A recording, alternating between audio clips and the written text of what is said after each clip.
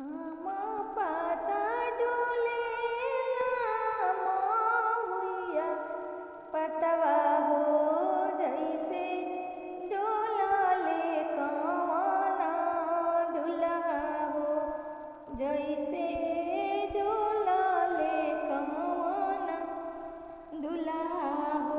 हंसी बात पूछे ली कवनी शुभवा हो कहीं प्रभु जी नैहर के बतिया हो कहीं प्रभु जी नैहर के बतिया हो।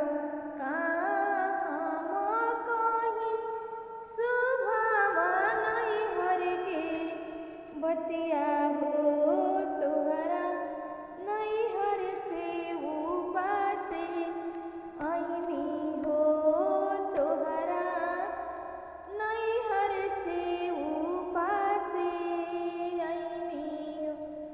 रोई चिट्ठिया लिखे ली कवनी शुभवा हो दिहा ली पापा के हाथे हो दिहाली चाचा के हाथे हो।